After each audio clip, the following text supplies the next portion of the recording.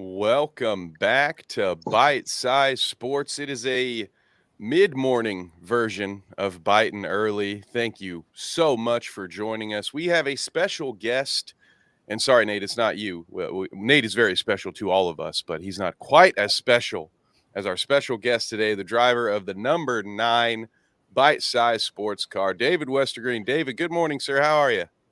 I'm good. It's a good day, good Saturday. It's been a busy week, but I'm looking forward to getting to talk to you guys about some stuff. We're a week and a couple days away from winning an Oscar race in the 9 car. First time I actually won for Bite Size Sports, so that's pretty cool. But yeah, I'm ready to talk some sports. We'll get to some racing. We'll get to some other stuff. But yeah, NFL draft week. It's been good. How you doing, Nate? Oh man, not too bad. It was a long night at the brewery last night, but that also comes with some beer, so not Hey. too bad. And for once in my adult life, it's second time after Fields getting drafted, not to be stressed about the NFL draft for once. That had to feel nice. Yeah, I did not share in that. You had your headline earlier, Nate, as I was right about Will Levis, and so I had a little bit of stress there. You see the Colts gear on my head, on the wall behind me. I was sweating that 4 pick, but in my opinion, I think the guys made the right call, and it seems like all other NFL GMs are in agreement with the Colts decision as well. I mean, how shocked were you, David? Were you shocked at the sliding of Will Levis? I know Nate wasn't. No, not at all. I think Nate and I have very similar takes Mhm. to Will Levis. I tweeted yesterday I was glad the NFL didn't fall for the hype because I mean you look at the just even a common opponent. They both played in the SEC. Anthony Richardson against Vanderbilt, Will Levis against Vanderbilt. Vanderbilt's a team an NFL quarterback ought to be able to take care of business against, and Anthony Richardson threw 400 yards, 3 touchdowns. Will Levis was like 100 yards, 3 interceptions. So they both lost to Vanderbilt, but I would say Anthony Richardson was not responsible, and Will Levis was certainly a lot more responsible than that. So I was a bigger Anthony Richardson guy, I think, than a Levis guy. I probably would have taken Richardson first if I was a GM at that point because it's like I don't think Bryce Young or Stroud are guarantees to be superstars. It doesn't feel like it's like a Trevor Lawrence situation where you have, or a Joe Burrow situation where you have just this obvious elite talent.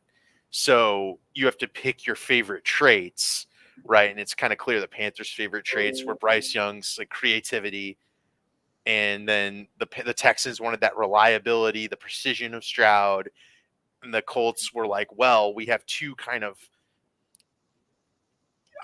questionable overall players, but we want the guy who's more explosive. And that to me is the way quicker to be the right choice. I think Richardson's got all the talent in the world. It's just whether or not he can actually harness it. But it's a cool draft because I think the Colts are in a really good position, and I think they actually got one of my favorite picks of the second round yesterday too. They got Josh Downs, Yes. and the Clemson just played the ACC championship game against North Carolina. Dude, I was that Clemson couldn't cover Josh Downs. He was all over the place. So I think you got to be real excited about the Downs Anthony Richardson connection. I think it's going to be really good over there for the Colts next couple of years. Yeah, I am very excited about that. Yeah, Downs Richardson. Shameless plug here. Go join our Discord over at Bite Size Sports because last night it was people were messaging me in the Discord like, Kevin, how hyped are you about Downs? And I was like, yeah, this fits a big need for the Colts to have someone who can get open underneath like that. Have what I believe is going to be potentially a good slot receiver. They still don't have a true number one in my opinion. In Indiana, we have Pittman, we have Pierce, both are good receivers, but he could really open things up, and I don't expect a huge year really from either player. I expect a lot of bumps in this road. I think it was Ben in the chat when we were talking about this a couple of days ago, which hit us up in the chat. We want to know your thoughts. Absolutely. But Ben in the chat a couple of days ago was saying, during the draft, was saying Colts fans are going to be like, is Richardson the guy year one? And then year two, oh, Richardson's the guy. And that's kind of a lot of that is the faith in Shane Steichen as well. So I do think it's a great combination, especially, you have Jonathan Taylor there. They do still need to address some things on the offensive line. But the other thing, while we're talking draft, while we're talking Colts, I just want to say Chris Ballard takes a lot of shit for trading back and all of this stuff. But he traded back twice in the second round, still got a corner that fits the play style, fits the defensive scheme. So they got their guy at 44 instead of 35. So you get a fourth and a fifth rounder to move back 9 spots, and then you ultimately still get your guy. So in my opinion, I've given Chris Ballard a lot of grief over the last few months, so I feel like I owe it to the man to present him his flowers while he's currently, in my opinion, at the very least, hitting doubles into the gap time and time again during this draft, if not home runs. So thank you for allowing me the Colts minute there. But yeah, the other big news from the NFL draft, maybe talk about this a little bit, David. You got some players that quite well that we were very excited about that both hit the first round. But did any of your boys get picked in day 2? Any Clemson guys or any other guys that you were excited about, you've watched playing in college? Yeah, so Trenton Simpson went to the Ravens, which is insane to me because he'll be out there with Kyle Hamilton in those kind of hybrid linebacker roles. I think that's just going to be unbelievable. Those guys are super athletic. Trenton Simpson was always really good. The problem with him was he was just raw. He was usually he was fast to the spot, but he would sometimes go to the wrong spot, if that makes sense. And he'd end up getting walled off from the play, not be able to make anything. But he's the kind of guy who can cover a tight end. We looked at all these tight ends. This is a tight end heavy draft, I think. And you saw Michael Mayer and Dalton Kincaid and some of these guys. I think these guys are going to be really, really good tight ends compared to maybe a few of the drafts we've had recently. Yeah, I agree. And then you've got, Simpson's going to be able to cover those guys. So, on the Ravens defense, I think that's going to help him. I'm really excited for Brissy getting to go to New Orleans, though. I think that's a match made in heaven because he's kind of been down a little. This year he didn't play well. His sister died in the middle of the season. I don't know if y'all remember that. There was a big ESPN thing on it. He also ended up having, I think it was kidney issues, which between the two of those things and the ACL injury from last year, he's just not been healthy. Or, I mean, I can't imagine playing through, a family issue like, my sibling dying. It's such a tough thing to quantify when you get to something like the NFL draft where you're trying to maximize your picks. So I understand him not going in the top 10 where he was mocked early in the season based on his freshman tape where he was just so disruptive. This year, definitely not as disruptive, but he's going to get there, right? He's the type of guy who's so talented. I've watched him for years. I know this guy can do it. I've seen him do it. He's just, and every defensive tackle that from Clemson that seems to go to the NFL seems to end up being a disruptive, force in the middle, like a Dexter Lawrence, Grady Jarrett, DJ Reader. I'm missing one. There's one more. Christian Wilkins, right? Those guys are all just really good. They're all getting all pro nods. They're getting huge contracts. And it's the type of thing they teach at Clemson. So Brissy's coming in with that innate knowledge. He can also swap out and play defensive end if needed. I trust in him to get it done. And I love Miles Murphy, but he's the type of guy who he never did. I think he's more of an edge, and Clemson runs 4-3. So they don't really have a true edge that's always pinning their ears back, rushing the quarterback. So they use a lot of blitzing to get their pressure. It's not a scheme that quite fits what Murphy does. And I think if you put him on that 3-4 edge on the opposite side of Hendrickson in Cincinnati, he's going to have a chance to I think grow as a pass rusher and then be really disruptive. So I genuinely think you'll see Miles Murphy, get a lot more sacks than he did in college, especially on the Bengals defense. He's slotting into a great position. I'm just excited for those guys, man. I've watched them for years. They're good players. Nice. I like that. It's a good breakdown too. Interesting. And thank you for teaching us how to properly pronounce. Actually, can you say it again? Because I think I'm going to get it Brisset, wrong. Brian Brisset. Brisset, yeah. Brisset, it's right there. It's something Breesy, like I that. think. I think at one point we were having some fun, so I just called him Brazier because I knew we were getting it wrong. So I figured I'd just throw it out there. We'll know his Brisset. name when he wins All Pro in 3 years. You know what I mean? I knew he was. I knew I was excited to see the name. I knew that much. I was like, oh, there's two names I was looking at. David's boys got in. So on that note, thought we'd have maybe a little bit of fun. So of course we've got those two guys, and thank you, David, for that in-depth breakdown that only a Clemson fan can provide. But outside of this, I had a couple of questions we had from night one that I want to bring it. Now that we've got 2 nights in, we've all got our own different biases and rootings here. So I'm going to start with you, Nate.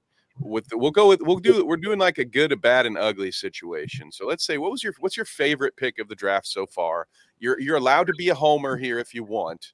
I will let everyone know this man is a Bears fan. So if you hear any nonsense, just put two and two together. But go ahead, Nate. The floor is yours. So I'll do a biased and an unbiased pick here. Biased as high as it would be. I mean, I really like the Darnell Wright pick for the Bears just because the Bears pass blocking last year was quite atrocious. I mean, that's part of the reason why Fields had as many rushing yards as he did. So Darnell Wright was one of the best pass blocking available tackles in the draft. And if you watch the film against Alabama this year, I mean, he pretty much shut Will Anderson down that entire game. There's a few tweaks you can make here and there to make sure that works out well moving forward. But I really like that pick. But my non-homer pick, we're going to go down into the second round here. And I really like the Cody Mock pick for the Buccaneers from North Dakota State. I mean, yes, he played FCS ball, but North Dakota State likes to run the ball a lot. And I mean, he was a hell of a mauler down there at that level. The Buccaneers definitely needed a little bit of offensive line help. And that's a good value pick in the second for him because he started to climb the boards here recently. And I really would have liked the Bears to get him, even though offensive guard isn't really much of a need per se on the line. It's more so the tackle spots. For the Buccaneers to grab a good talent like that in that spot in the draft was a nice pick for him. I like that a lot. Thank you for giving us both. That's very professional of you, sir. Much appreciated. David, you're under no obligation, and I think we may have heard a couple of. There's a potentiality at least that we've heard some of your favorite picks already. But been your favorite pick so far of the draft from the first 2 nights? So I don't have a bias, man. It's kind of cool. I adopted this a while back. Just I'd rather watch the NFL from a neutral perspective, right? I spend all day Saturday stressing about the game. I don't also need to do that Sunday, right? So I mean, you could be like me though, and you could root for a college team that their team generally just sucks. I mean, IU just generally sucks. So you could be less stressed on Saturday and then be stressed on Sunday. Just no. expect them to lose. Yeah. That's what I do. I just expect Notre Dame to lose, and they haven't disappointed me. Well, honestly, since Brian Kelly's been gone, it's just been all sunshine and rainbows. I don't care what the record is, but I had my time. They haven't won a title since I was born, so I've just given up. But go ahead, Dave. I didn't think Clemson would win a title, and then they did the year after I graduated from school. So it's certainly possible. My favorite pick though in the draft thus far, I think, is Christian Gonzalez to the Patriots, because you give Bill Belichick, who is already a defensive mastermind, a tall, athletic corner that can kind of island out big receivers at 17 after trading down. what was the NFL thinking, man? This is a guy who was getting mocked in the top 10. Saw him as high as 5, where Witherspoon went. I like Witherspoon at 5, but think about, the Seahawks get Witherspoon at 5. The Patriots get Gonzalez and picks at 17. That to me is such good value for that spot. It's just a good pick. Obviously, I love the Clemson picks. I think they'll be good, but again, those are good teams getting good players. I don't feel like that's like best in the draft, right? Because then it's just every 30th overall team is going to be best in the draft every year. It's the teams that end up getting a really good player a little bit down the board that I think is going to make some noise. I also think that Jalen Carter to the Eagles is really, really good. And maybe we can reflect on this because Nate, the Bears trade out of the spot Jalen Carter goes to grab the tackle that you love. Obviously, I'm a big fan of the pick, but why is not going Jalen Carter? Why would that be considered bad, especially when Carter goes crazy, right? I've seen some good discussion about it. What are your thoughts on that? Because that's maybe my biggest question is why wouldn't the Bears just draft Jalen Carter? So I have a lot of concerns. Just let's take the off the field stuff that's happened the past couple of months. Let's just take that off to the side because we know how all that is. Doesn't really need to be talked ad nauseum. There's just some concerns with his level of effort and how he feels about the game. At least that's what a lot of stuff that has come out. And combining it with the off the field concerns, it's just not something I really want to deal with in Chicago. I mean, obviously, I'm just a fan. I'm not the GM or anything. So, they make their own decisions. But with that as well, protecting Justin Fields needs to be the number one priority. Because, yes, defense wins championships, but you got to have the offense to get there. And the Bears' identity has always been a run game and ferocious defense. And what's that gotten us since the beginning of the Super Bowl era? There's been one Super Bowl winning team and some really good teams in the 80s. And then what else has happened? So protecting Justin Fields, especially with that atrocious pass blocking offensive line last year, needed to be the number one priority. Could the Bears have gotten more value out of trading that pick? Yeah, probably could have gotten a third or another fourth or something like that. But I have no qualms getting an extra pick there to help out a more bigger need than getting Jalen Carter. Yeah. I like it, Nate. I like it. Well, I'm going to slip my favorite pick here in the mix. And those of you watching at home, go ahead and let us know in the comment who your best pick is. I think David really hit it on the money right there with Gonzo. And Nate, of course, I like yours as well. So the one that I'm going to pop up here for my favorite pick of the draft, and it really irks me.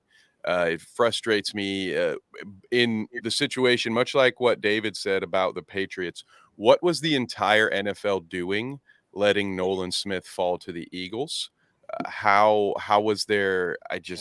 It blows my mind. It happened in something similar happened in our first round mock. Go check that out on Bite Size Sports. We did a 2-hour mock draft picking every pick of the first round. You might be surprised at how well we did, but this one blew my mind. The rich get richer once again. Now they have the Philadelphia Bulldogs in that front seven. So just a ton of guys with experience playing together that can really get after it. And it just feels like a great value at that pick. I think he clearly was a top 30 player in this draft. I had him ranked higher than that. So Nolan Smith was my favorite pick. Now I'm going to lead here with our worst pick because I think we might all be in agreement here.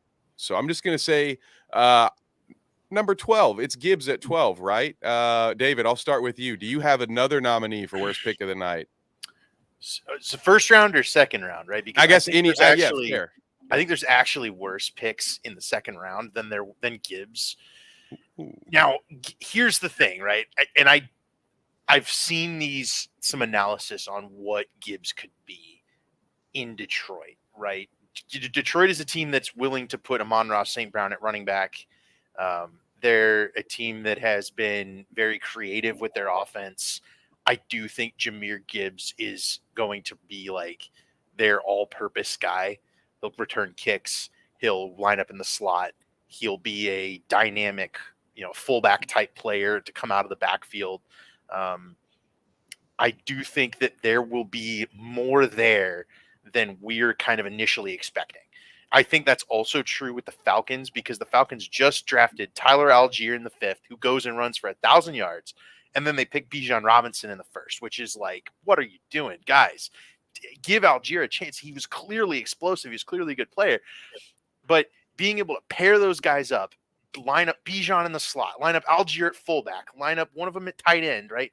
Just having that flexibility may be the future of the offenses in the NFL. It may be the type of thing that we don't now see. So what I'm worried about is seeing a guy like Josh Downs go at 79, and then I look in here and you've got like Jonathan Mingo going at 39. And I had Downs ranked like wide receiver 5, maybe.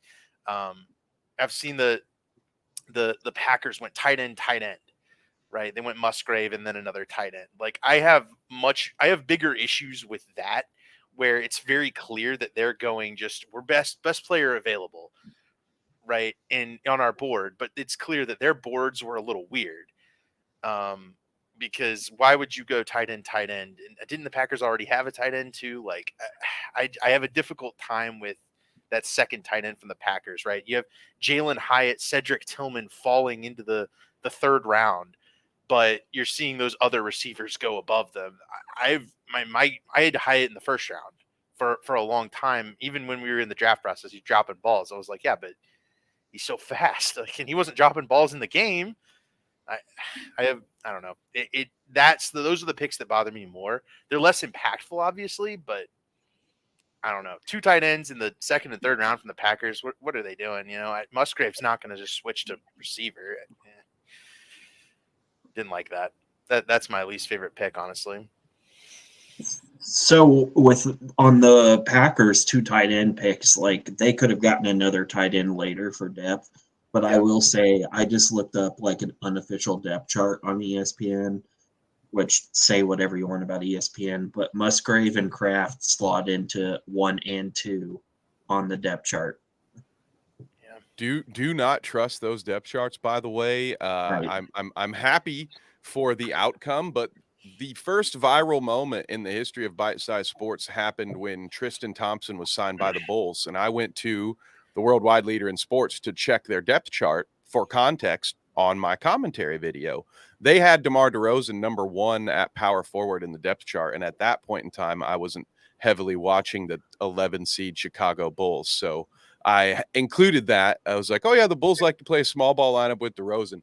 Absolutely roasted. The video went viral because there were thousands of comments, hundreds at least, say, look at this idiot, do your research. So you can't just blindly trust ESPN, guys. Just a warning to the wise out there. But Nate, what was your worst pick? I do agree with the Packers.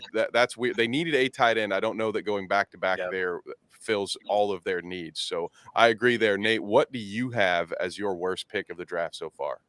So I would agree with Gibbs, but I'm going to pick something different just to, be different here. Looking through all these picks here, I think the worst pick would have to either be, aside from 12, would either be 13 or 21.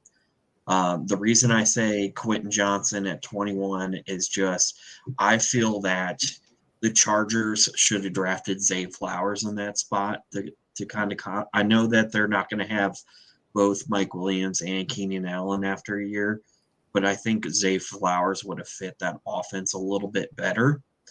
And then they could have snagged somebody else next year. I just don't really trust Quentin Johnson moving forward. I mean, I said it the other night. I basically think he's going to be another and I've been butchering this like the past 3 days when I've been talking about it's what I can't say the former Patriots receiver who couldn't. Nikhil. Nikhil. Yeah, I think he's going to be another Nikhil Harry personally. And for the Packers, I mean, I really just don't understand that Lucas Van Ness pick. I mean, I think they should have snagged a receiver personally to help out Jordan Love a little bit, but apparently they're pretty allergic to drafting receivers in the first round. And in terms of, edge rushers, I feel like he's slightly come out of nowhere. And, being a Big Ten fan, I watched a little bit of Iowa football, and I mean, that defense as a whole is really good, but I'm not very high on Lucas Van Ness personally. So I think the Packers could have gotten better value there with a receiver pick or someone else. I don't disagree, and it's interesting. Our very own Michael Allen, you can find him on Twitter at Michael Allen NFL, Packers fan, content creator here at Bite Size Sports.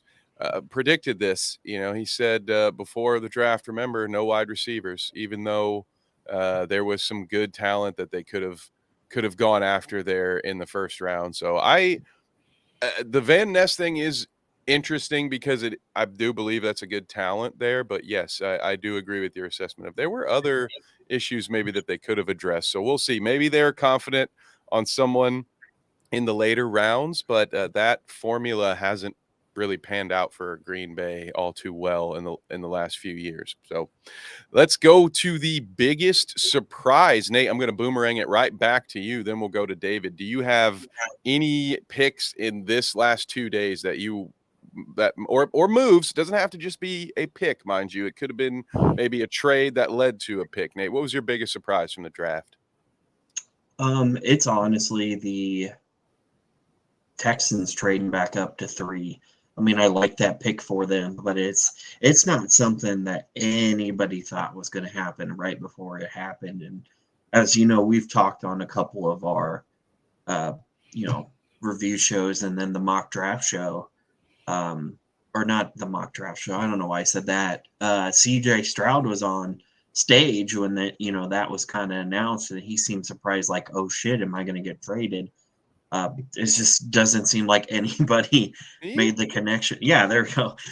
Made the connection to do that. So that was the most surprising move, and I think it was a good move, even though they gave up a bunch. Yeah, it was shocking. Something out of Madden, but I agree. What is going on? David, what about you? Was there another move that surprised you as much in the draft? Not as much as that, right? That's the de facto answer, is that a team trading up to 3 after picking at 2 is pretty unprecedented, honestly. But in my mind, it's the right move, right? Go get your guys. You're sitting there at 2, you're evaluating Anderson, you're evaluating Stroud. You're like, why don't we just grab both of them? I like that a lot. I think that's really aggressive. It's a good move. It does sacrifice on the depth end, especially with their first round pick next year. But if you're the Texans, you're hoping that these two can transform your offense, transform your defense. You have a bunch of picks this year already, right? I think they're going twice, like in the first 3 picks this year or today, right? In round 4. Yeah, they're 104 and 105. Yeah. So they might even trade out of one of those and get more picks this year and try to just stack up as much as they can. There's still a lot of good value right now. So if I'm the Texans, right, I'm maximizing this draft, next year's whatever, and they might actually have a Browns first round pick next year. They have 3 first round picks from the Browns. They're giving up one of their the Texans are fine, right? This is absolutely a great move. That might have even probably been the best move, honestly. I forgot they had another extra pick after the Deshaun one next year, but no, my most surprising pick is going to be the 2 tight ends going above Sam Mayer for you here, Kev. I have Sam Mayer as tight end 1, and the NFL did not agree with me. Kincaid going over Kincaid was my tight end 2. I thought they were like 1A, 1B. I really like Kincaid to the Bills. He was maybe like number 2 on my favorite picks. But Laporta going over Mayer to the Lions was a big surprise. Now I like Laporta. He's more of a blocking guy, obviously, but Iowa tight ends are typically very good. Just look at George Kittle. You know, is it Hawkinson an Iowa guy too? I'm pretty sure you've got Noah Iowa as well. Right. So you've got a bunch of Iowa tight end, good pick, right? But Michael Mayer at Notre Dame was just incredible. He was absolutely uncoverable with a linebacker. You had to use a nickel guy or a corner on Michael Mayer. Not to mention he could step down and block in the running game as basically an extra tackle. I don't know what the NFL was missing, and I think the Raiders absolutely just sniped the best tight end of the draft at 35 after two teams took tight end. So that was the biggest surprise for me, was that Michael Mayer was not one of the first two tight ends picked. I could not believe that. He is very good. He's going to be a stud. Agreed. And now, of course, I am biased, as you can see right above my head. But you mentioned Iowa produces great tight ends. So does Notre Dame. Now, Notre Dame, the knock on the tight ends that they've produced recently has been that they get hurt. You know, Kyle Rudolph, Tyler Eifert, these guys were good. They never got to live up to their potential because they couldn't stay on the field. But for years now, Notre Dame has been good at producing quality tight ends to the NFL. And I agree. I agree with the Kincaid take as well. I think we all learned how the Bills felt about Dawson Knox despite signing that contract once we saw the Kincaid pick. And I think good chance that he'll end up being the best tight end out of the draft. But yeah, Michael Mayer, it was the only downside, I think, to there we go. Yeah, the only downside to the Colts trading out of 35 was that even they were another team where it's like, I know we sunk some costs into some tight ends, but it's not a strength in that offense. And my fanhood GM obviously was wanting Michael Mayer to fall to the Colts somehow. But no, great pick for the Raiders. And I agree with you, David. I think they quite possibly could end up with the best tight end in the draft. So nice little reload there at the tight end position for them. So Cole Kmet too. Cole Kmet's a Bear. That's right. And now he's Notre Dame. Yeah. And so Notre Dame tight ends, Iowa tight ends, they're all good. Yeah, and I'm very excited for Kmet this year because he started to come into his own a little bit last year. So we'll see how that goes. But yeah, it's like Notre Dame tight ends, Iowa tight ends, Wisconsin linemen, Alabama running backs, Penn State linebackers. I want to say, I don't know why I want to say LSU cornerbacks, but it seems like there's been a slight run of those lately. You just got specific schools that got specific positions. Yep. Good development there. It was Clemson receiver for a while, and they've forgotten how to do it. Oh, that's true. That's right. And now it's Alabama at receiver. Oh, let's see. Justin's giving the Chargers. Justin Herbert gives the Chargers a B+ grade so far. I like that. Thank you, Justin. Welcome. It's a little opportunity for me to say hi to the new viewers. We've got people watching on Facebook and YouTube right now. So welcome.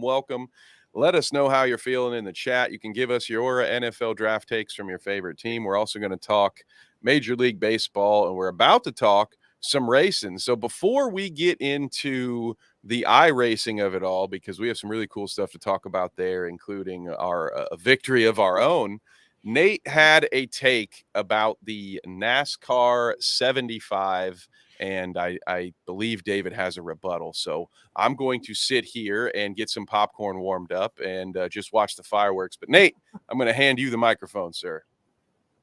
So with it being NASCAR's 75th year, they're doing a 75 greatest drivers.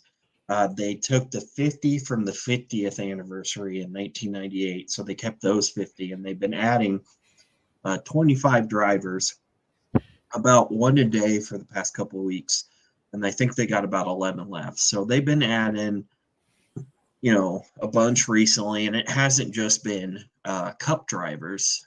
So they've got four national series kind of, if you want to take ARCA into consideration, which ARCA's a joke generally nowadays. But, they've been adding mostly Cup drivers, but then there's been a couple lower series like Ron Hornaday Jr., who was one of the best drivers in the truck series. I mean, 51 times he won and 4 championships. A couple of Busch series and modified drivers, which modifieds are real fun to watch. But to me, as of now, the most controversial pick would be Sterling Marlin, just because he only won 10 times in 748 starts. I mean, he's got 2 Daytona 500s, but it seems like an interesting choice to include him on this list when, there's still guys that have been named like Jimmy Johnson and Kyle Busch.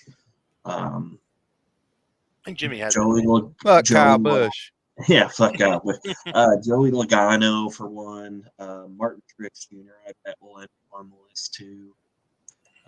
And a couple of other lower guys. Like, I'm really curious to see if they end up adding Frank Kimmel, who won 10 ARCA championships, even though it wasn't part of NASCAR at the time. But to me, just as of now, Sterling Marlin's probably the most controversial pick on the list. So I do have a rebuttal, and it's not going to go the way you think. It's less of a, I don't think Sterling Marlin belongs. I think you're right. He's probably on the cusp of being a top 75 guy, right? I mean, 2 Daytona 500s is not easy to get, and he got them when it was a lot more difficult to pick up Daytona 500s, where you Dale Earnhardt, struggling for 20 years to win a Daytona 500, ends up with one, right? And so that's less than Sterling. But I'm at the point now where NASCAR has invalidated winning so much that it makes wins now look like win totals look so much different, because you have a guy who won 10 races and so many starts in Sterling Marlin. But if you try to tell the story of NASCAR and you start going back and naming guys, you're going to name all the champions, of all the, Bobby Allison and Cale Yarborough and Darrell Waltrip. And you're going to get into the 90s and you're going to go Dale Earnhardt, Jeff Gordon, Bobby Labonte. You're going to get to Sterling Marlin pretty quick, right? You're going to go Dale Jarrett and you're going to hit Sterling Marlin. And it's, he's just one of the guys in this group who was just a respected veteran. And I'm on board with giving honor to the dudes who raced with respect back in the day, because I feel like NASCAR's taking it away from us. I just you don't see guys like Mark Martin, Sterling Marlin, Ken Schrader anymore that run for years and years. And maybe they don't win every week or ever. If you're in Ken Schrader's case, I think he went 1993 to the end of his career without winning, or Jimmy Spencer, same thing. Right. But, there may be some bad fortune to create those situations, but those guys were always well respected in the garage. They always had a job. They were always personable, and it's gone away from that. I like honoring it from in the past, but a guy who runs 200 races these days without winning looks bad, because winning is all that matters now.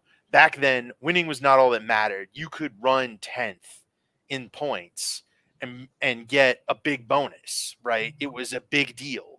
There was storylines throughout the field. You look at the F1 drivers, right? I mean, if you finish 10th in F1, you get 1 point. But that battle for 10th is always super hyper focused, and it's a bigger focus at times than the actual race, because you've got guys fighting for their jobs to run 10th. And that was how NASCAR used to be. That's why guys like Sterling Marlin and Ken Schrader and all those guys that had jobs for so long, they could get to 10th. They could keep their job. They could win that battle. They were good. They just didn't always have the opportunity to win the race, because, you're running for Morgan McClure. You only really are good at those super speedway tracks. So, that's why I put Ward Burton in the NASCAR 75. He's another Daytona 500 guy, only got about 10 wins total. And, ran for small teams, but he was always able to get to 10th, right? He was always able to do that in a time where it was 30 plus cars that with a chance to win every week, right? I certainly like that, they're willing to honor a guy like Sterling Marlin, especially as, he's got Parkinson's, he's getting older. Let's put that guy in there for now. Give him some honor. And Joey Logano can wait, right? He'll be in the 75. He'll be in the top 100 in 25 years, obviously, right? That's fine. Let's honor Sterling Marlin while he can be honored and appreciated. So that's my rebuttal to the Sterling Marlin thing. I just want to say, before I say more NASCAR stuff, there was already a trade for draft picks in the draft. We don't have to talk about it much, but Bears trade 103 to New Orleans for 115 and 165. So Bears trying to stack up. Yeah, we can Yeah. talk about it here for a second, Nate. What are your thoughts? That's why what's one of the beautiful things about going live.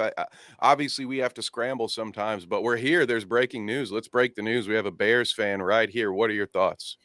More picks, the better, Mhm. honestly. Like, there's just so many holes on the Bears. So, again, more picks, the better. Yeah, What about I you, think David? Any thoughts? Sorry, go ahead. no, that's good, but it's clear New Orleans is coming up for somebody. So let's see who they're getting. You've got the guy from Northwestern who's really good. You've got you got Chase Brown still on the board from North University of Illinois. I thought he should have been in the Heisman consideration last year. That dude carried Illinois to a ranked finish. Um, you got the center from Ohio State. There's a bunch of guys still available right now. It's a really good board. A lot of running backs. Running back is usually the position that gets exciting here because you've got talented guys. I think running back's going to be real interesting here the rest of the way. And then Houston's at 104 and 105. I bet we see a trade with those two picks as well at least one of them. So Yeah, I that's agree. Wouldn't be surprised there. And agree with the take. Let us know in the comments below. We are try casting now. Now we have viewers on all three platforms. So whether you're Facebook, Twitch, or YouTube, let us know, what do you think about the breaking news that the Bears have traded out of the 4-1 spot, or give us any other takes as day 3 of the draft should be starting. Well, technically it's already started if there's trades going on, but I believe it's about 30 minutes right before the next pick. So, Nate, you mentioned you had more NASCAR talk. What do you have for us, sir? Just, a couple things would be on just to talk a little bit, wrap up on NASCAR 75. There's a couple of folks that I really want to see get on this list from the Xfinity and Truck Series. And I don't know if David will agree with me, but I feel like Sam Ard should be on this list, as well as Jack Sprague should both be Mhm. on the 75 list. Because I don't like how people, I mean, yeah, it's lower series, but people choose to run in those two series for their career, or have a lot of success in those series for that career. And it's not just top NASCAR Cup drivers of all time. This is top NASCAR drivers of all time. Like, on the original list itself, you had a handful of guys who basically just ran modifieds for their career, like Jerry Cook and Richie. I'm forgetting his name offhand. Richie Evans. Evans, that's it. Yep. Yeah, and Ray Hendrick was also on the list as well. So Mm-hmm. Mike Stefanik's yeah, on it now. Yeah. yeah, yeah. There's a couple other modified guys you could probably make a case for to be on the list, to be honest with you. Mm-hmm. But we'll see. I mean, they still got 11 drivers to announce, so we'll see. But they're in Dover this weekend, and they're doing some practice right now, but it looks like the weather may not end up cooperating, so we'll see. But NASCAR's in a very curious spot in my mind, just because with this new car coming in, I mean, it runs great on 1.5-mile tracks. Like, the racing on 1.5 miles, 2-mile tracks looks way better than it did with the Gen 6 car. The problem with it is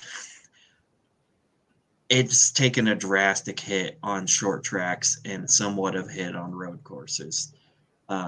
So this car, they've got to make a lot of changes to it, in my opinion, especially with adding more horsepower in some form or fashion, as well as there's still some safety concerns with it, just because if you look last week at Talladega, there was a wreck near the end of the race where Brian Preece ended up almost full speed driving into Kyle Larson, hit him hard in the in-car camera feed. It was kind of scary looking to look. So they need to soften the front end a little bit. And if you look at Larson's car, and I'll see if I can pull it up too. A lot of people were Get kind a of upset. image of it. Yeah, Let me see if I can find it here. Ooh, there we go. It is, Oh, yeah. I think I found it. Just The give me a suspense is killing me. Oh no, so Kev, the bars, the roll bars in Kyle Larson's door were bent and bowed into the car. Yeah, look at this. Oh my Jesus. So you're looking at a complete failure of the door bars, and if that occurs on the driver's side, that bar is either hitting Larson in the arm or like going into him because that's such a massive hit. And I don't know if Nate, you could find it. Somebody slowed down the in-car view of Ryan Preece hitting Larson. He full on, his head hits the steering wheel. His helmet hits the steering wheel and bounces off of it. I'll So see if I can find it. you've got some major safety concerns. Last year we lost 3 full-time drivers to injuries. Kurt Busch to concussion at Pocono. You had Alex Bowman would get a concussion at Texas. Then you had Cody Ware at Texas also go head on in the fence, break his foot. You had 3 drivers out with injuries in the span of a little bit, and then this season you've got guys off, getting hurt, not in. Yeah, here it is. Look at this. Slowed down. Oh, Bang! He smashes. wow. Yeah. Jeez. Yeah, that's brutal. So you've got 3 injuries occurring in this car last season. They tried to make some changes to the rear clip to prevent the concussions, but we've been to several short tracks where drivers said the pits are just as hard. And then we get here and we're seeing major safety failures on this car. That, to me, there's a much, much larger issue than just the way the car is racing, which it's not racing good. The races are pretty commonly not good at this point. The car itself is not safe. It's a huge step backwards. And we're looking at a sport that's inherently dangerous with, massive safety improvements over the past several years, to the point that we saw a guy flip into the catch fence, go from full speed to full stop in like 1 second in 2015. And it's Austin Dillon, and walk out of the car and wave to the fans. We had 2 guys flip over on the Talladega on Saturday. 2 guys flip over. Daniel Hemrick flipped over, and Blake Perkins flipped over. Huge wrecks, huge hits. Only Perkins was taken to the hospital. It's because he landed on the bottom of the car, not on the tires. Shook him up, shook his back up. I'm sure that was the painful wreck, but we're looking. You saw it. It was huge hits, just all over the place on that Saturday race, and you had huge hits on Sunday, and obviously no one got hurt on Sunday, but we're seeing like the potential for it. And it's been a long time since we've seen development in the positive process for NASCAR safety wise. And that bothers me as a fan. I don't want to see one of the drivers, even if drivers I don't like, I don't want to see anybody, go in and die. It's not something they deserve. And it's something that is certainly possible. So I'm more concerned about the safety of this car, and they need to be making some major, major changes to the car itself, because I think you can make major changes that can also, improve the safety and improve the racing of the car. And I think that those kind of have to go hand in hand as we move forward, because currently the car is not a good racing car and it's not a safe car. So they need to do big improvements, I think. Yeah, I agree. And for what it's worth, a bit of an outsider perspective here, someone who's gotten back into the sport recently. Yeah, safety of the driver is incredibly important to me. The little headline under my name is not just a joke because, like, oh, here's a NASCAR phrase that I know. Mm-hmm. I was raised a Dale Earnhardt fan because when I was a wee child, I'm not even old enough to remember this. I have to be told by my mother that she waited in line, and Dale Earnhardt. I have the T-shirt, so I have the evidence. But I have this little toddler T-shirt with the Intimidator signature on it. That was my dude. I watched for years.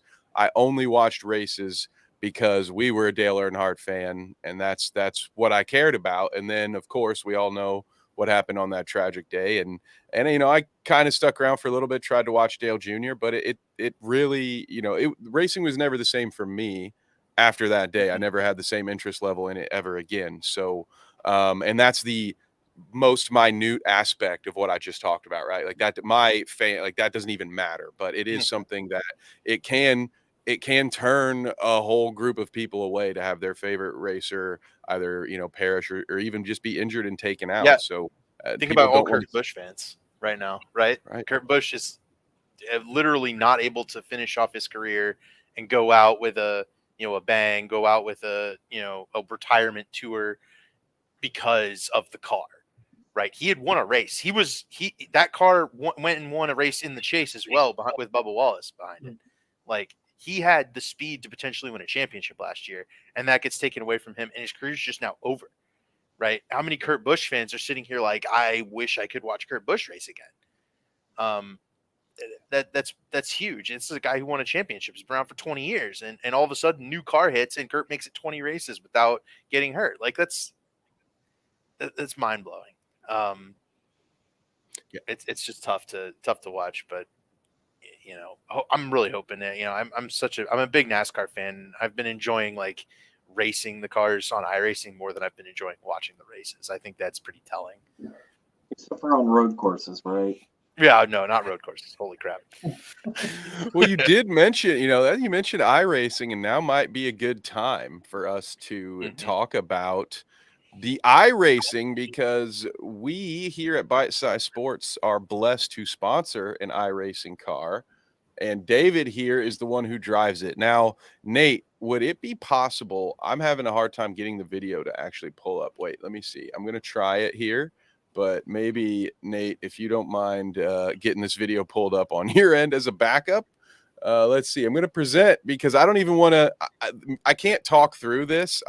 David, feel free to narrate what is going on as I pull this up. But holy cow, just an absolutely phenomenal finish. This was a great day for me personally. Before I get to talk about, or before I just hand things to David here to talk you guys through this was phenomenal. We were live streaming, I believe, for the Bounce at that time, and just amazing. I come out of the live stream and it's like, holy crap, we won. Our stream ran a little late, so I didn't get to watch it live. This was just an amazing feeling. So I didn't get to talk to you in person since this happened, David. So thank you again, man, for all you do just running this car. And I'm so happy that we got to celebrate a dub together and that we get to do it right now as close to in person as we're going to get for the time being. So, well, let me set the stage first. So first thing, the bite-sized car has made it to victory lane in Osaka this season. Johnny Eckert has taken it there twice, but Johnny is, by all our stats and measures, the best driver to run Osaka. He's got, I think, 3 championships at this point. He's got like the most wins in the series, and he won a road course, and he won at Atlanta, the new Atlanta. So the kind of the pack one, and our entire team got taken out in a wreck. So he had to fend off everybody by himself, but he did it. So in this race, guy who's leading first of all, this is the 2005 throwback Talladega race. So everybody in here's got a throwback from 2005. The guy who's leading won the first race. He is on our team. He's running the Traders Brewing car that Nate has helped sponsor. The guy in second is our teammate there. We finished 1, 2, 3 in the first race. I ran second. We used pit strategy to pull it off, and I was just like, all right, we'll see what happens. Hopefully we can, just get it across the line. We'll get a win in. We'll be all right. So ended up second. That's okay. I was fine. I was playing with house money at that point. I didn't record the whole restart here, but I restarted 11th, and I've jumped up to the top. I'm behind this group. The guy who's leading won the first race. He's getting pushed by his teammate. We're in the call together. They have been doing this, running the top lane, bump drafting the whole race, this second half, and they have been able to keep the lead. So at Talladega, keeping the lead, not very easy. Hit play here. Let's see what happens. Here we go. Trying to make one last run here. Go. Oh, I have. Oh, look, boy. Kev's lagging. Here it goes. Cooper We might need Johnson's to. gonna take the lead. Oh, sorry. Oh, they're wrecking. Yeah. Oh boy, who's gonna that's win? I think Cooper Johnson's gonna have it. No, he gets. Oh, sorry. We're gonna need Nate to stream it or something. I'm gonna Nate, It's are you? I was showing on my end. If you guys can't see it, that's no good. Sorry there. no. Yeah, I can try and stream it. My internet might be a little bit Maybe I do. better. Dang it, I don't have David. it Does it pulled give you up, the option? so It will, yeah. Let me Okay, go yeah. to it. If you want to try it, I'll try to go to it. go So ahead. go subscribe to 3Wide TV on YouTube at 3Wide TV. They broadcast our races, and I also announce there Monday nights from time to time. This is the last race. There we go. Nice. Let's get this Okay. one. 3Y TV, shout it out. I want to hear you commentate too. I gotta take some notes. I do some commentary for combat sports, so gotta see how you're doing over there, David. That's cool. All right, I got the final restart, so I can take us through the whole thing, and then I'll see if presenting works. Share screen, maybe that'll work. Should do it. We were working. That's my apologies here, gang. I've had some internet issues here in the Bite Size headquarters. Are you able to see it? Are we ready to go? yeah. Yep, All right. we can see it. I am the yellow and red car back in 11th, I think, right now.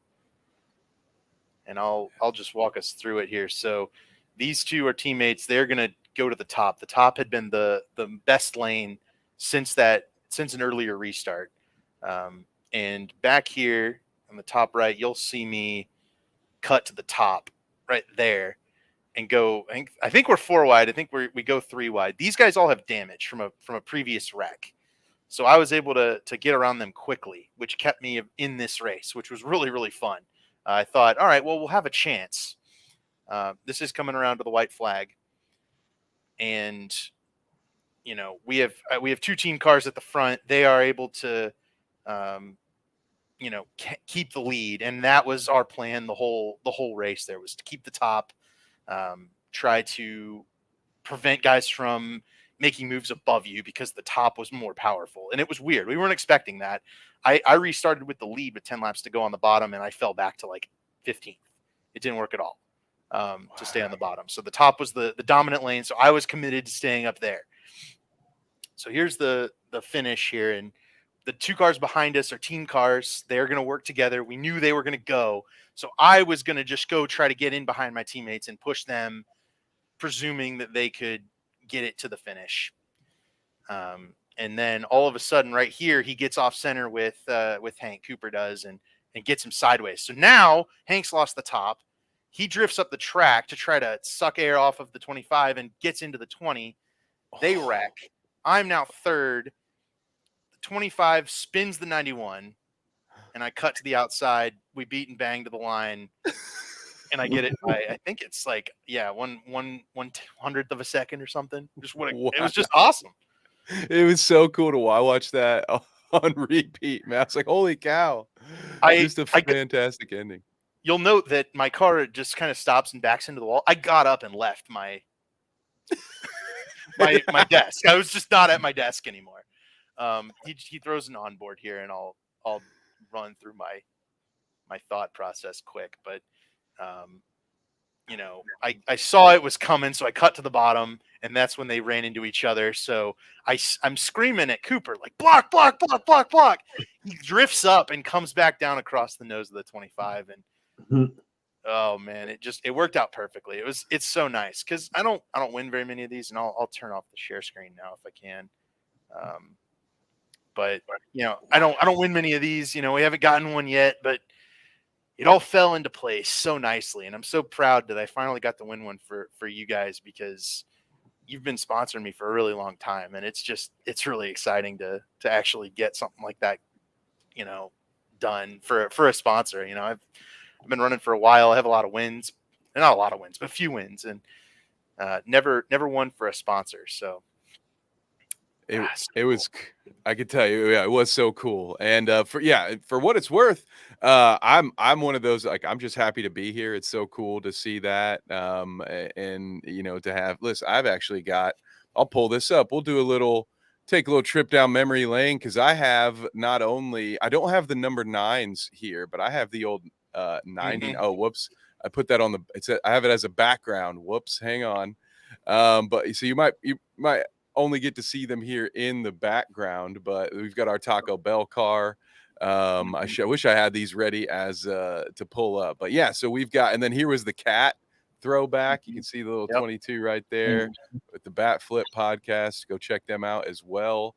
Yeah, so it's been just a blessing. I'm excited. I'm thrilled to be here. Thank you so much, David. And thank you for walking us through that, because that was very cool to have the inside the studio, so to speak, knowing what's going on in your head. And we did have one question. We had a viewer question that came in before the show. Our good friend Trevor, who you can find here on Bite Size Sports every other Wednesday on Another Damn Fantasy podcast. He wanted to know how you got into iRacing. You know, what led you down that road, how you got started, and then I guess anything else that you have. If you want to talk about that journey, we'd love to hear it. Yeah.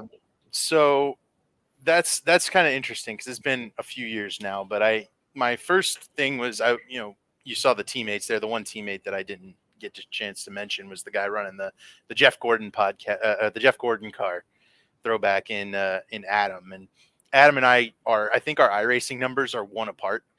We kind of decided to join right around the same time. We were watching YouTube videos of guys doing it. And, iRacing was, as a racing fan, I always want to play some sort of racing game. And I had NASCAR Heat. I think NASCAR Heat 2 had just come out, and we didn't like it. So we were like, I want to race online, but I don't want to race online where it's people going backwards and, it's on the controller, very little skill, it seemed like. So we both kind of looked up how much was it going to cost to get a wheel. And I was already wanting to get a PC at that point anyway. So I bought a PC and I bought a wheel, and I was able to, I got a cheap wheel too, man. It was the cheapest wheel I could find. I didn't skimp on the PC. I got a good PC, but I got a cheap wheel. And started off, you got to run these rookie street stocks at Charlotte, basically. And it's chaotic, and you're nervous, and it feels weird. And, the little street stocks where they make everybody cut their teeth before you can join a league, before you can do anything. And so you're racing against random people online. And at the end of the day, it becomes such a fun time because, we weren't always in the same race, and running these official races to get your I rating and your safety rating up so you could run better cars was, kind of the beginning of the journey. But it's kind of the beginning of the journey for anyone who races iRacing. You got to put in a little bit of time to run these low horsepower cars with, they never get loose. They're very stable, and it ends up being I ended up wanting to get, all right, I got up to C class or something, so I could run the trucks. And at that point, I was like, I want to run a league, right? I want to do something where I can kind of schedule out iRacing. And so I started talking to Brent Jones, who in the finish there, a white car clobbers the 95 after he bounces off the wall. And that was Brent. Brent finishes third in that race. And I talked to him. I'd followed him on Twitter for a while, and he ran an iRacing league called Court.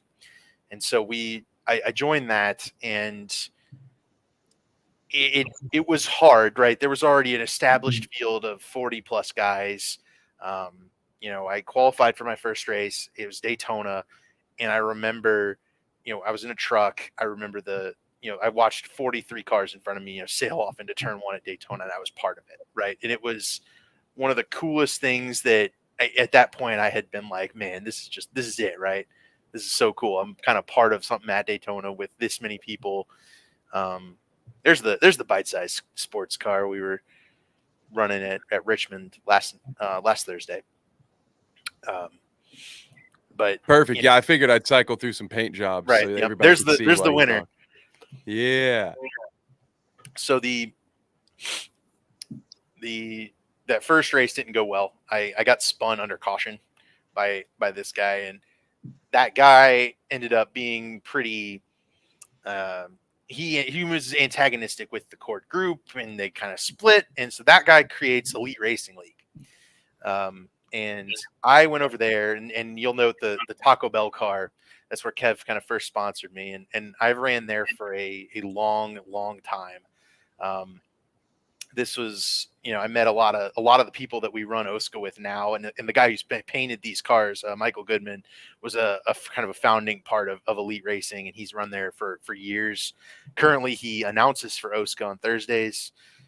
I didn't play the audio for it, but if you go to 3Y TV, you listen to the audio. Michael Goodman is the guy who he painted our cars there for Elite. He does a lot for OSCA as well as the announcer. And just a bunch of those guys. Dustin Dewar, who won on Thursday, by the way, he was another one, runs with them. And a lot of those guys I've known for a long time now. I've made a lot of relationships with it. And so iRacing is very special in the sense that you meet a lot of people you never would have thought you'd meet, you hang out with, and you go and race with them every week. Right.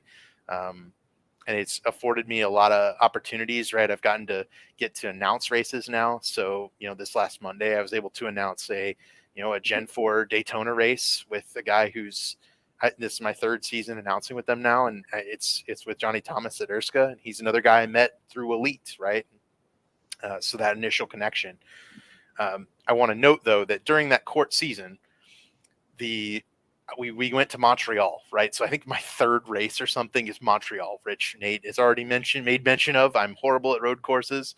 I'm like, I at that point I was like, I'm going to try to do really good at Montreal. And I got in there and I could barely make a lap, dude. It was hard. And this guy goes and wins the race by 30 seconds in a competitive field of 40 cars. This dude is 30 seconds faster than everybody else. That dude is Johnny Eckert, who also runs the Bite Size Sports Car now. And so I've known Johnny for years, right? And we didn't get to be very close until Johnny joined OSCA. But at this point now he's part of our team, and he's able to, he's doing a part schedule. He doesn't particularly like the car that we're running. We're running the 2021 Gen 6 car in OSCA. I don't know if you could tell from the photos, but it's the big spoiler on the back at the big tracks, and it's got the little spoiler at the little tracks. Like there's the little spoiler, there's the big spoiler. So the 750 horsepower, 550 horsepower separation. I think this week we're running Homestead with the 550. It's going to be tight. It's going to be a dump truck, and it's going to run like a pack race. But this week ran Richmond. We were able to, you have a lot of horsepower. People were struggling. I was able to keep her in the top 10 all race, and 3 people wrecked on the last lap, brought me to 5th in the final second half. So it was a good race, but it's one of those where I had to look at my Sim Racer Hub, so that you can upload how many races you've run right onto Sim Racer Hub. I have 363 starts based on this. My first start, if I sort by date, was February 5th, 2019, and it was that court race at Daytona. Finished 28th. Latest race, I finished 5th in this OSCA race. I have 6 wins, but I think it's a little bit more than that because OSCA is uploading halves doesn't count. We run 2 halves in OSCA, so if half one doesn't ever get uploaded to Sim Racer Hub, so the count is obviously wrong. But it's just very cool to have like this driver stats page you can always look back to and kind of see the history of what happened there. So I'm like looking at it, and I have Daytona, I have the Chicagoland race. I found that Michigan, that Montreal race, Johnny Eckert won by 25 seconds. Led 22 laps. It's so cool. You can just jump back and look at that. So, it feels like having a racing career, even though obviously it's not real, right? It's me sitting at my desk. On Thursday, I usually use a folding chair. My chair broke right before the race. Sat down in it, chair broke. Had to use my desk chair. Which has wheels and rolls around. So yeah, it's got to throw you off a little bit, right? I was convinced we were getting wadded up in both races. I was like, oh man, the night's over. And we go finish second and win. I'm locked into the playoffs now. I'm locked into the chase. We got the bite-sized car in the chase. That's gonna be sweet. Right. I don't think we're gonna be able to win the championship, but hey, maybe the the last 4 races, maybe the luck's turned around. We'll be able to put something together, but I doubt it. I wouldn't get your hopes up. Maybe we can get a top 5. Hey, I'll take it. Hey, I'm saving every time they share one of those graphics and I see us. Mhm. What is it? Number 3 right now? Is that? Yep. Yeah. Yep. With Man. Johnny, we've got it. Johnny's got 2 wins. I've got the other win. And he's running it one more time at again, which is in the chase. So, we'll see. Obviously,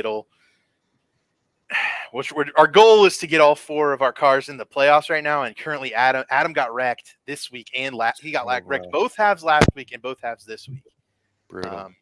And he's still out in the owners' playoffs. So it reminded me of almost some of the luck, the number 99 bite-sized car. That's how I feel about poor Adam. It's like, man, my goodness, he's having that run that we had like 2 years ago or last year. Yeah, man, it's interesting can't too because avoid these guys out here. Go ahead. Sorry. I'm in a different spot in Elite and in OSCA, right? OSCA was a league that I've been recruiting people to join, right? So I'm more of I feel more established there. I feel more confident when I got in those cars. When I was an Elite, man, it always felt like I was in the back and I was trying to rise up past getting, being a back marker. Regardless of speed, right? Having joined Elite when I was very, very new in green dye racing, and it was difficult to overcome that initial stigma, right? You don't get drafted, you don't get raced like someone who's, who deserves respect because you've been the noob for so long. And I always worry that I'm not, I don't reflect that I want. Let me figure out how to say this. I don't do that in OSCA as a former, kind of more of a founding member, a chase guy. Typically, I think I've made it just about every year except for last year. Last year was so bad. it was the worst luck I've had. But this year it's gone a lot better. And I just got to be careful to race people that way. But I always tried to give room back when I was, the noob, and now, on Thursday, a guy I knew he took tires, came up, got around me. I let him go, didn't race him, and we both finished in the top 10. That's just how I operate, right? I kind of go like a Mark Martin, and it's tough to see that's not quite the same level of courtesy you'll get from everybody at this point. So it's been a long ride, and it's been fun, but yeah, OSCA's been the best league for me, and it feels good to get locked in and get a chance maybe to go hunt for some more good races in the playoffs here. We had a chance to win it at Auto Club this year with the big spoiler, and we've got Michigan coming up in the playoffs. We've got Homestead this week. It's going to be those big spoiler races, pack race. I've already had a chance to win one of these, so I feel like we'll definitely have another chance. I'm looking forward to it. Yeah, and as Nate put up there, yeah, go join OSCO and iRacing. See, I thought about it. I really did. I know Nate's talked about it, but David, you mentioned NASCAR Heat. I can't really keep up. My lane is just doing a career mode in NASCAR video games. I've learned I would like someday to get a wheel, because you do more than 2 or 3 races with joysticks, and you're like, oh my god, my hands are just like this permanently. But right. I can relate as someone who stopped playing racing games for years because his near dear friend just to the left of him on screen used to turn the car around and drive backwards through the pack in order to clear things. I can understand why you might not want to do that so often. Mm-hmm. Yeah. The hard part was that happens online in NASCAR Heat, and they just try to wreck anybody they want. And we were running like the original NASCAR Heat, like the one in 2016 that came out with like the you could pause over and over and speed the car yeah up. Like, I forgot about that. Like it was genuinely a horrible game, but we played the hell out of that game because it was the first NASCAR game in a while.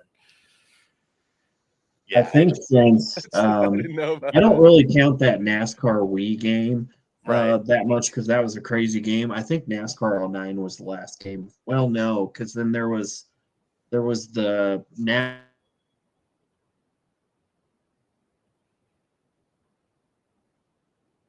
we lose you guys?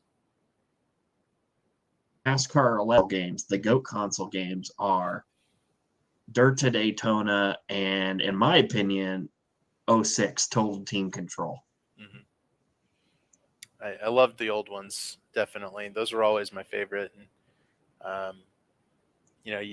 I definitely have good memories of '06 and '05 for sure. Those two were the ones that I can remember playing the most.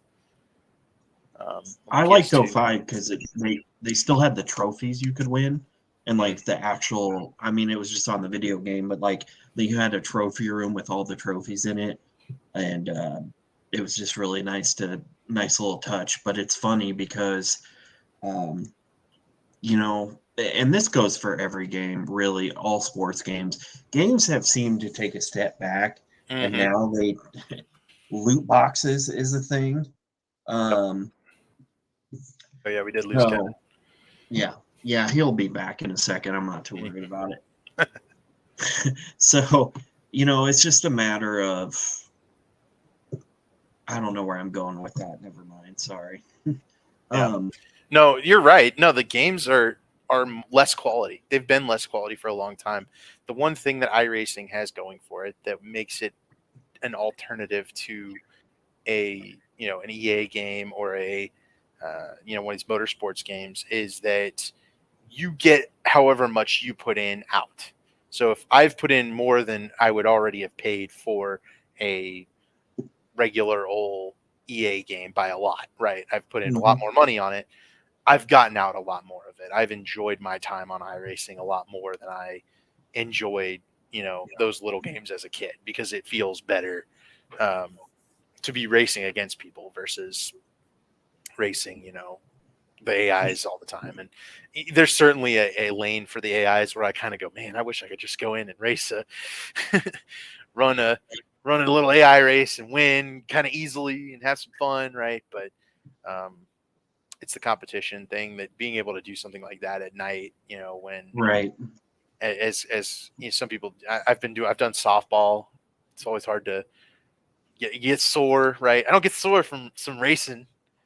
I sit in and it's good. It's fun. So it's nice to have something to compete. I got good teammates. I always have good people to work with, and I don't know. obviously Adam's kind of the worst. he is kind of the worst, but it's good to have good people to work with. Off the track too. The sponsors and stuff. That's always wouldn't have met you guys without. Well, I would have met Nate without this, but Kev wouldn't have met you without this, and it's the type of thing that it just brings people together. And that's the one thing I really like about it. And it can also drive people apart real fast, right? You can get wrecked by somebody and now you're their worst enemy, right? But I've made a lot more friends than I've lost on this game.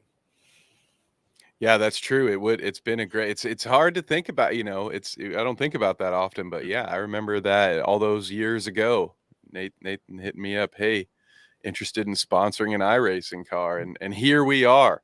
All these years later. So it is great. I agree with you. That's one thing I did learn about NASCAR from NASCAR Heat, was that you can make an enemy real quick. Hey, look here, Nate. We got Adam. Whoopsies. Got him. Absolutely got him. Maybe getting roasted is what needs to happen to change his luck around on Thursdays, right? I mean, yes, he was like 100 points ahead of me, and in the last couple of weeks, I've passed him.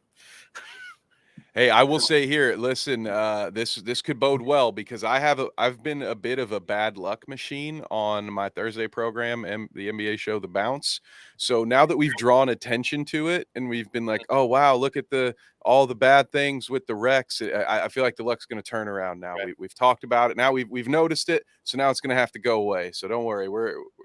This next week is going to be the one. We're going to turn things back around. We got Adam and Cooper both. Cooper, I think, has been in a wreck. He literally got wrecked from 6th, I think, in the middle of the back straightaway on Thursday. Came back to finish 10th, but he did not deserve to be involved in that wreck, and it's just one of those things that keeps happening, man. That he'd have he has a chance to win the championship if he can just not get wrecked here a couple of times. You know what I mean? Yeah. So you guys can still hear me, right? Because my whole computer has just frozen. Yep. I can hear you just fine. So Okay. I'll- So one little fun thing I wanted to say or do before, we move on or whatever is I was going to put it as a banner, but like, since we all play racing video games and have watched them, what are your favorite tracks to run at on a video game or iRacing and favorite tracks to watch at? Ooh. David, you can go first. Yeah, so give Okay. David that one first. I have to say Talladega. I won my first OSCA race at Talladega. I currently lead all of OSCA in Talladega race wins. So it's Talladega for me, right? If I was doing a draft, I'd be picking Talladega. I've been to Talladega in real life. It rules. It's a great atmosphere. It's such a spectacular sight. And I always try to watch those races, even when they disappoint me. So I'll take Talladega as number one. But if I had to pick my favorite tracks to run in terms of like driver or like how I drive them on iRacing, my two favorite are Darlington and Rockingham. This year in Rockingham, we went and I brought that Bite Size Sports number 9, top 5. I was running top 5 the whole race. We get a caution with like 2 laps to go. I was going to finish 4th, spun my tires on the restart, spun myself out. Ended up finishing way back and got wrecked. It got involved in a bunch of wrecks in the second half and still managed to drive up to finish 10th because I love Rockingham. And then Darlington, one of my OSCA wins is I stayed out the whole race at Darlington. We kept wrecking and I held everybody off and won the race. So, Darlington and Rockingham. I've had good fortune there, except for Rockingham, when I never ever have good fortune somehow. But they're the most fun for me, easily. I like that. Mine are a little more sentimental because I don't have any of the experience of racing. So I would say my first love would be right near you, Nate, out in Indy. That's where I have my first racing memories and all that stuff. And then my second favorite, or my new favorite, would be the road course here at Mid Ohio, because that was where Nate and I kind of kickstarted this journey of getting back into watching and covering real racing. I hate the physical racing in the car. I didn't mean to say real racing in that sense, but because we had been involved in iRacing for some time. So it wasn't like, oh yeah, I know nothing about racing anymore, but getting back to Mid Ohio, which is a personal place for me. A little backstory here. I have a family member who raced motorcycles at Mid Ohio. So I have some early childhood, teenage memories of spending time on that track. So although I couldn't race it, I mean, I don't know that I could drive that car, or I could drive that track on 15 miles per hour, let alone racing on it and stay on course. So I would never want to, I skip it every time, David, in NASCAR heat. So if anyone gets the whole, I don't want to do road courses things, it's me, man. I get you. So those are my two favorite. I think we've lost Nate too. So man, you guys are having the issues today. Yeah, the internet, the internet does not want to cooperate with us. So I appreciate you, David, for we're reliable.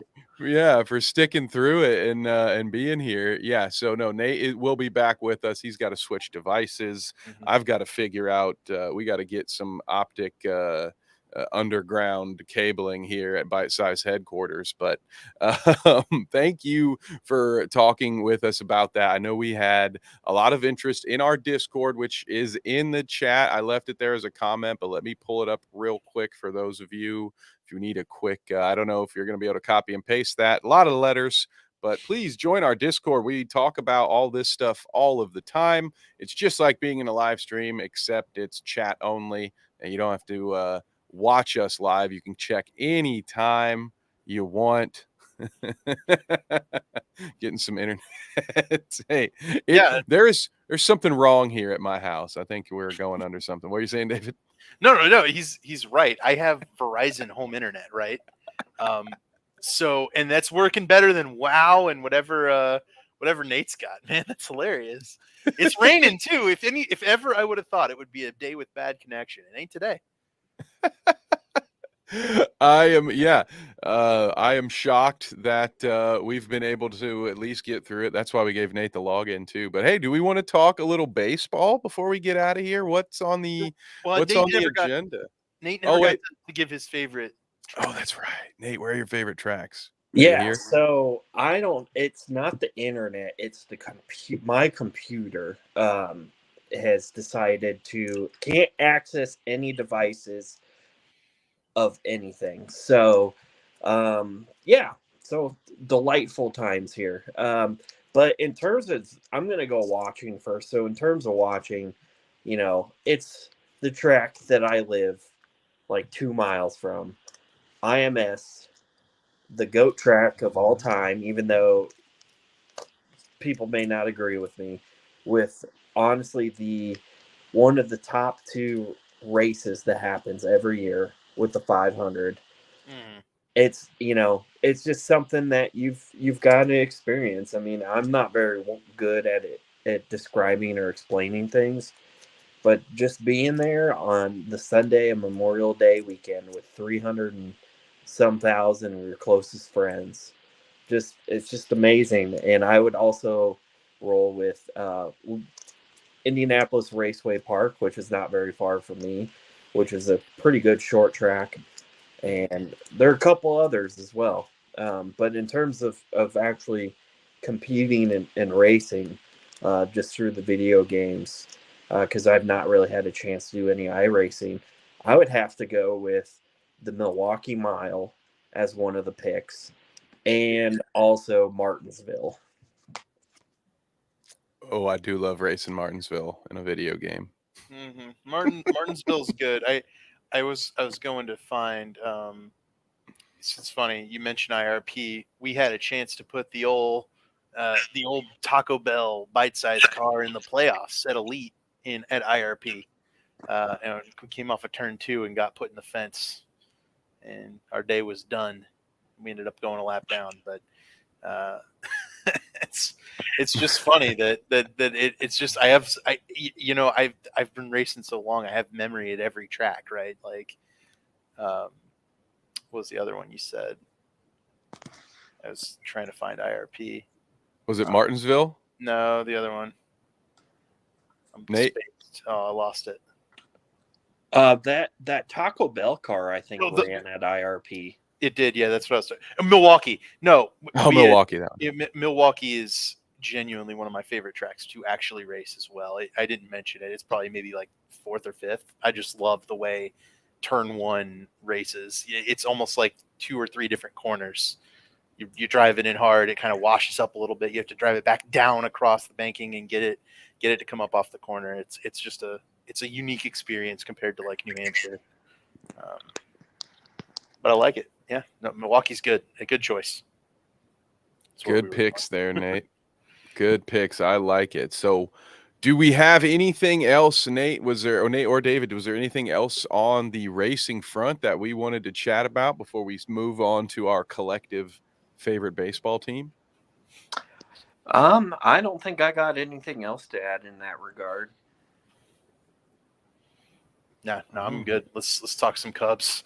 Let's talk Cubbies, because I got to be honest with you guys. I am a pleasantly surprised Cubs fan at the moment. I'm always a pessimist, though, so let's just get that out of the way.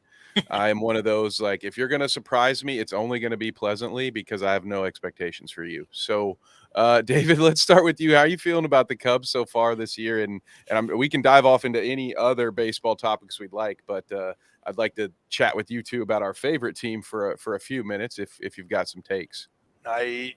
Thus far, I've been very happy with this team. I think you've got a team that looks like it can compete with the NL Central, and you've got a team that looks like it can compete for a minimum a wild card spot. You've got completely revamped lineup, I think, from top to bottom, and it's getting better because they're finally allowing Nelson Velasquez to stick around. They're willing to, move on from guys like Luis Torrens, and they're sitting on Matt Mervis at AAA. They're sitting on Christopher Morel at AAA. I think this is a team that can get a lot better very quickly. And it's already a team it's won, I think, 14 games. They're looking like a team that can compete in the division. Cody Bellinger looks completely revamped as I expected after that signing, man. My co-host over at Batflip Podcast is a Dodgers fan, and we had a very long conversation when Cody Bellinger was signed based on he believed Bellinger's issues were injury related. I believe that if you win an MVP and you change teams at age 28, that never happens. So it's not like the MVP player just left, right? He's still there. And Cody's only been fantastic for us thus far. I mean, he's probably been our most valuable player. And Nico Horner being able to move to leadoff, take a role that hasn't been filled since Dexter Fowler in 2016, really, with the Cubs leadoff spot, is massive for this team. The stability at the top of the lineup with Nico and Dansby. I mean, I don't think they've changed 1 through 3 all season long, which is huge. So refreshing too. Yeah. Like just not having to rotate. Those guys just lock in and you just leave them there every day. It's fantastic. So yeah, the starting pitching is good. I've enjoyed it. I've thought it was, it's going to need some adjustment at times. I think you're going to need to, we're going to need to see, maybe give a chance to like Ben Brown, maybe give a chance to Jordan Wicks, maybe go after a starter on the trade market because there's just some instability at the back end. I just don't know whether Hayden Wesneski can do it. I want him to so badly. And after spring training, I thought, man, he's going to have this massive season, and his location has been really, really bad early on. I'm worried about him, but I don't think it's something that to be afraid of long term. I think Hayden will be good. I am worried about the overall depth of the rotation and whether or not the bullpen can actually, sustain good early results. But, yesterday they threw Michael Rucker in the 9th inning and lost the game. There's a few places on this team that they can improve, and it's bothering me because they can definitely, that could definitely be the difference between them winning the division and losing the division. Yeah, I agree with you. I will say it's nice to even be having that debate internally. I didn't expect us to be here.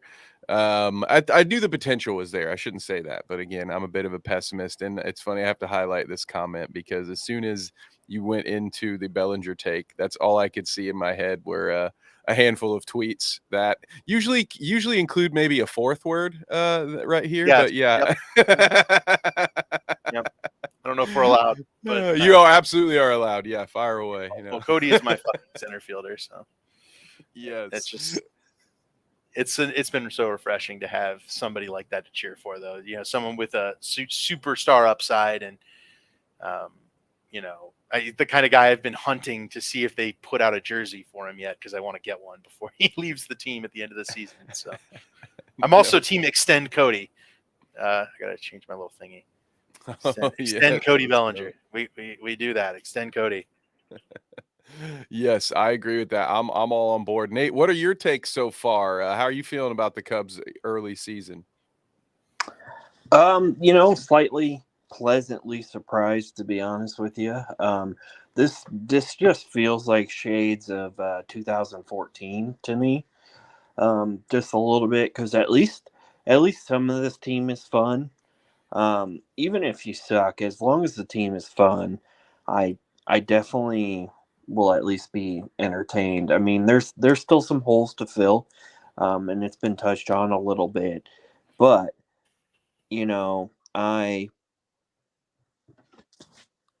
that's really only I got there. I've got a couple of the Cubs prospects, so I've been keeping tabs on them.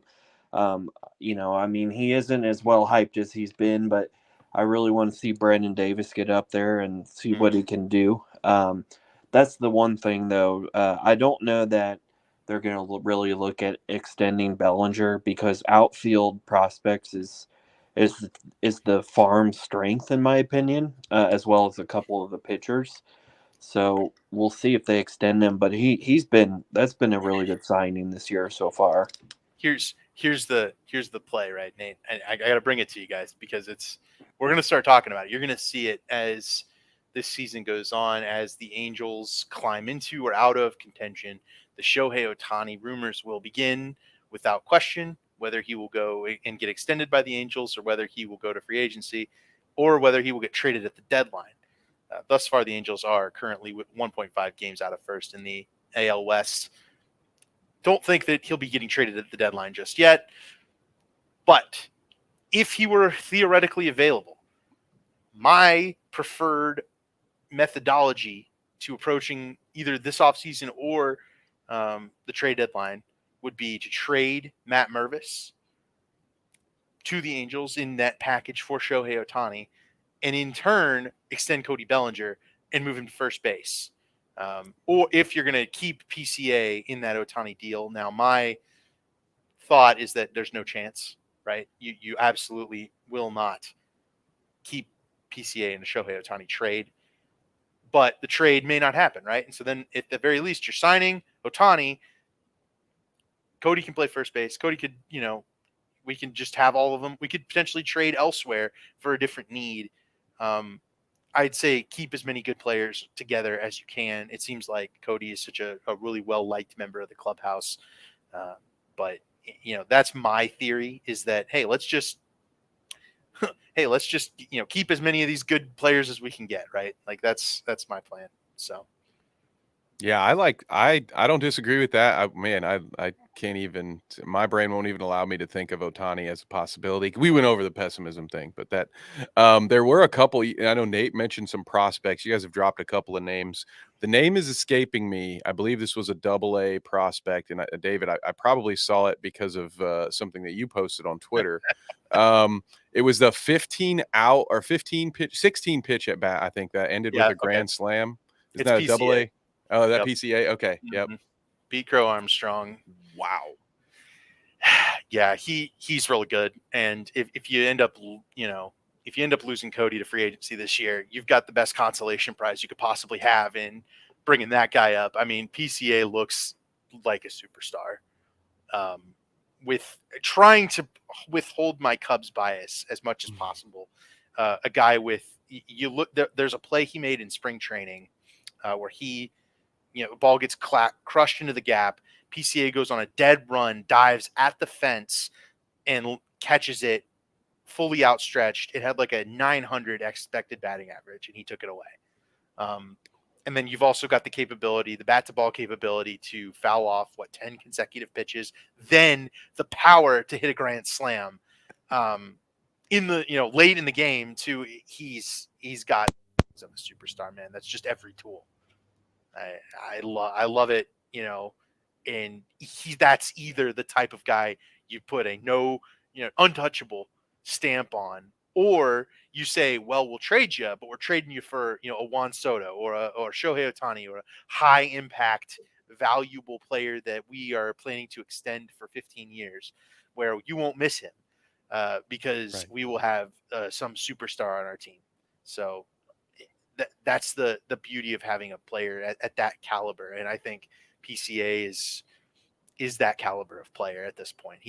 I initially was not very excited about that. I didn't feel like he had that ceiling. And every time I watch him, he just shows me something different, right? He's fast. He's the kind of guy who hustles so hard his helmet falls off every time he runs the bases. Yeah, I'm huge on PCA at this point. He's going to be great. Yeah, he had me sold. I mean, I was already sold after just that one highlight because I'm not as ingrained into the minor league farm system. That's one of the reasons that I love, shout out again, especially the audio listeners, David Westergreen at D West with a couple of underscores, 3 underscores, I believe, afterwards. Mm-hmm. Great follow, especially for a lot of reasons, but mainly if you want to keep in touch with what the Cubs prospects are doing, he'll keep you in the loop. But yeah, now just to hear you talk about him even more, I am even more sold on that prospect. So very excited there. Nate, did you have any other thoughts about Cubs prospects, any of that stuff? You are muted. I don't know if that might just be a good way to say no. Um, he says he For wants to some sign reason, Otani. Oh, there we go. yeah, my phone just, man, I am not having great I can't even talk apparently. Easy I'm for just you to having say. issues all over the place here. But no, I don't really have anything else to add. I'd have to look to see who potentially would be a free agent moving next year. But I'm really just along for the ride right now. So I just looking forward to it, and I just want to say shout out to Julio Rodriguez for hitting dingers. He's good too. My I will say I like Matt Mervis a lot in terms of prospects for the Cubs. I think if you're looking at guys to impact the Cubs this year, Matt Mervis is the guy that should do that.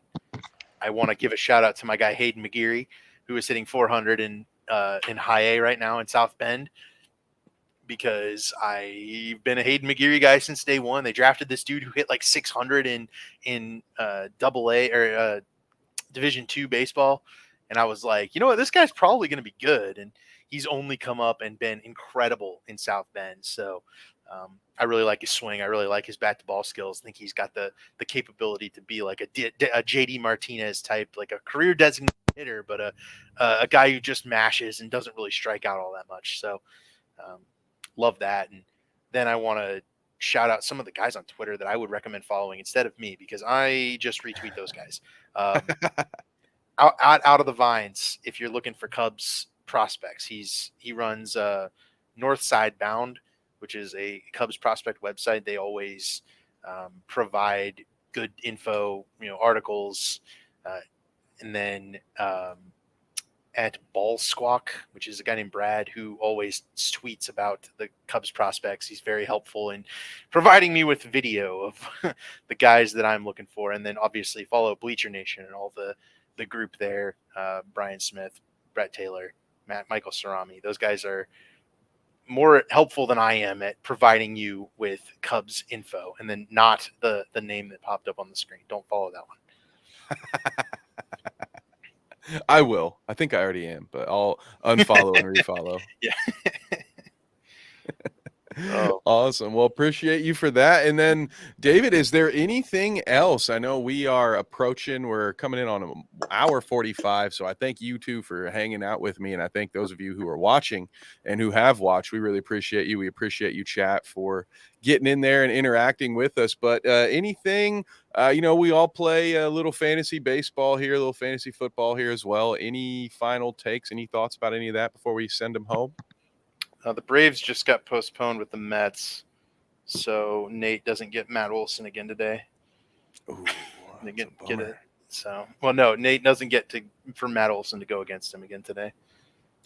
Oh, I gotta put Matt Olson on the bench, but yeah, but then you don't have to deal with Pete Alonso. Yeah, well, they canceled. He hasn't been good this week though, so I guess we'll take it, I suppose. But we got that heated battle. It's coming to a head. We're almost at the end of the week, and Scherzer's not supposed to pitch tomorrow now anymore. After that, so I lose one of my pitchers. It's gonna get close, I think, in the pitching side, but hitting side we're looking good. The Myrtle Beach Pelicans looking good. I like it. See, I went with I merged I merged my old second team with my current favorite team. You guys might see this over my head. It's the inaugural banner from the Tampa Bay Devil Rays. I actually lived in Tampa in 1998, so we were both new kids in Tampa Bay the same year. So plus the baseball nerd in me loved being able to go watch Wade Boggs, Canseco, Fred McGriff for like $8 a ticket. It was just phenomenal. So but my mom is an Expos fan, so I was raised, with a soft spot for Montreal in my heart. So remember that rumor about the Rays going half Montreal, half Tampa Bay?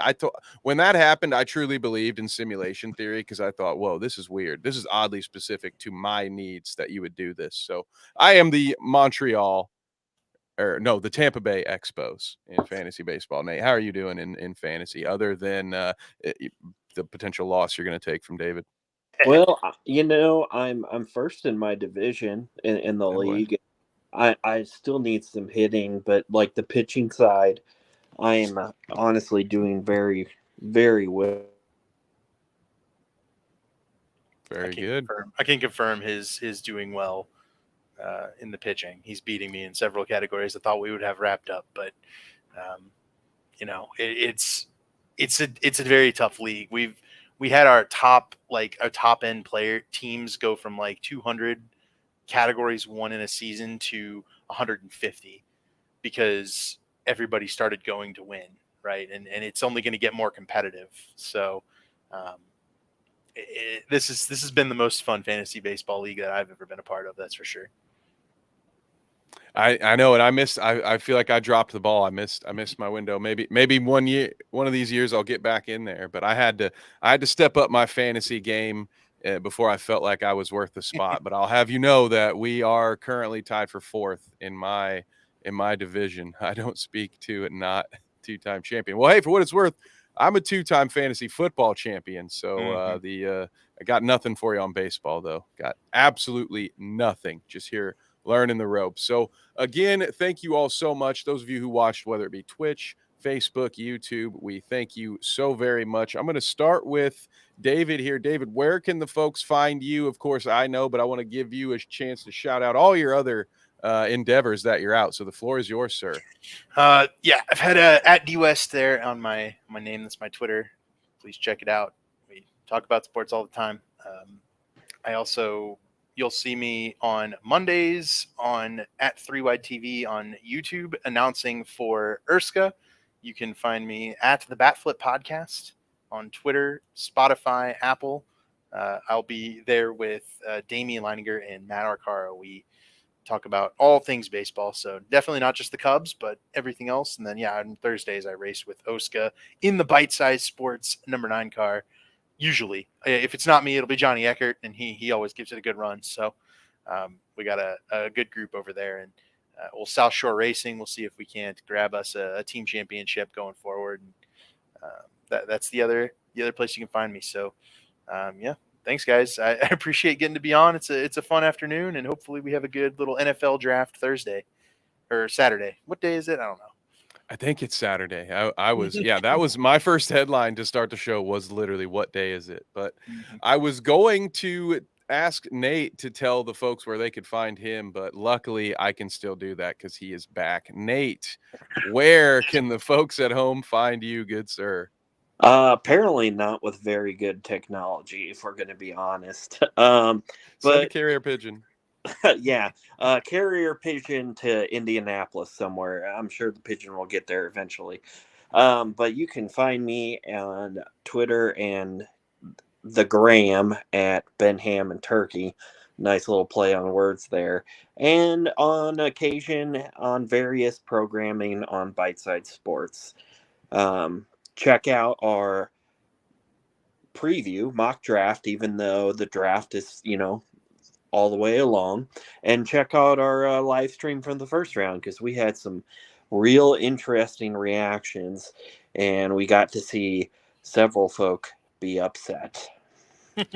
Yes, 100%. And if you don't have time to watch the entire mock draft, you can check out a 6-minute condensed version that our dear friend Trevor put together. And if you want to see, I don't know, how a Colts fan reacted to the 4th pick or how a Bears fan reacted to the selection of Darnell Wright, we also have those available to you in clips. So we have 1 to 2 minute clips there that you can check out. But yeah, please like, subscribe, all that good stuff. It really, really helps a small channel like ours. The algorithm gods shine a little brighter on us when you give us that old thumbs up. So we thank you very much. You can find me on all social medias at KevNevick _. You can also find Bite Size Sports anywhere the internet is made at Bite Size Sports. There may be a underscore between bite and size, but Instagram, TikTok, Facebook, Twitter, all that stuff. But of course, most importantly, right here on YouTube. We thank you all so much for joining us. Thanks again to those of you who hung out in the chat. You are the best. You make this so much more fun. And thanks again to David Westergreen, not only for the phenomenal driving, but for spending another Saturday with us. This was a blast. I thank you both so much. Have a wonderful Saturday. I believe that's what day it is. All right, you guys take care. We will see you soon.